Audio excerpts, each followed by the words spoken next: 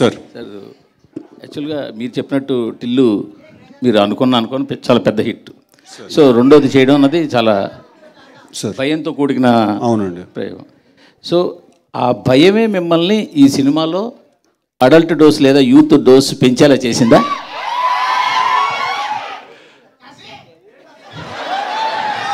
Sir అలా కాదు sir. ఇప్పుడు ప్రతి సినిమాకి ఒక నేచర్ ఉంటుంది sir. Firstly I strongly disagree with the phrases that you have used. Adult dose or youth dose రెండు వాడా. ఏంటంటే ఇంకో డోస్ ఏంటండి? Youthful dose correct sir. Adult dose is wrong sir. Youthful dose is correct sir. Right. So అరే so కాదు sir, ఇప్పుడు ప్రతి సినిమాకి ఒక నేచర్ ఉంటుంది సార్.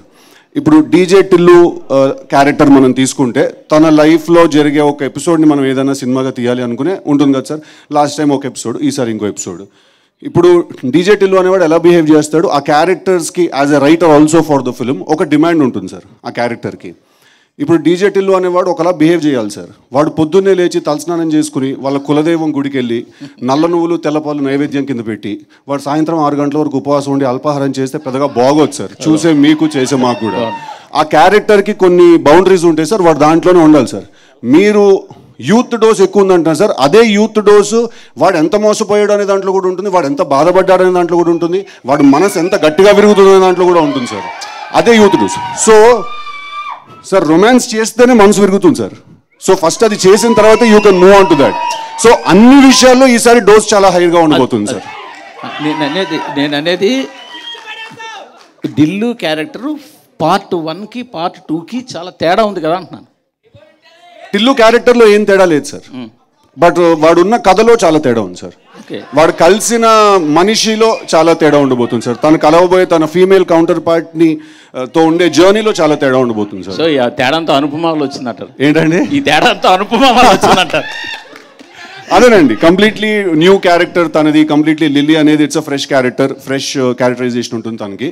సో టిల్లు అనేవాడిని తీసుకెళ్ళి లాస్ట్ టైం చిన్న స్కూటర్తో గుద్దించాం, ఈసారి లారీతో గుద్దిస్తే ఎలా ఉంటుందా అని. So bigger problem, bigger world చేసామండి అది. సార్ నాగవంశీ గారు, సార్ ఇది యాక్చువల్గా చాలా ఎక్సలెంట్ డేట్ మీకు దొరికింది. ఎందుకంటే లాస్ట్ 2 months 3 months నుంచి సరైన సినిమా అనేది థియేటర్లోకి రాలేదు. రెండోది మీ ఎలక్షన్స్ వెనక్కి వెళ్ళడం కూడా చాలా పెద్ద అడ్వాంటేజ్. పైగా సెలవులు కూడా స్టార్ట్ అయిపోయాయి ఆల్మోస్ట్ 1-2 తప్పించి.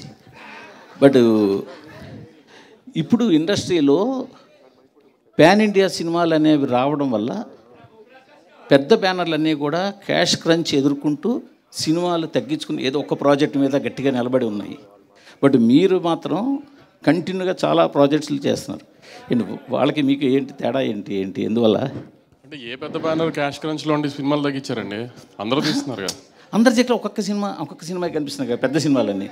పెద్ద అంటే యాక్చువల్లీ ప్లాన్డ్గా ఎక్కువ నెంబర్ ఆఫ్ ఫిల్మ్స్ ఉండాలని కదండి. ప్రాసెస్లో అలా జరిగినాయి. అలా ఒక్కొక్కటి ఇయర్ షూటింగ్కి వచ్చినాయి అనుకోకుండా నాకు అన్నీ. బట్ మీ దగ్గర కాకుండా కంటిన్యూగా ఒక 4-5 ప్రాజెక్ట్స్ ఉన్నాయి కదా.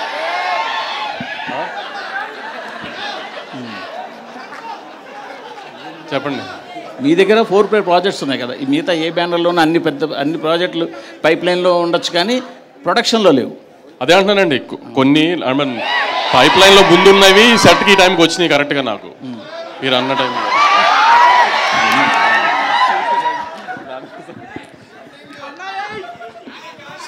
సిద్ధు గారు సార్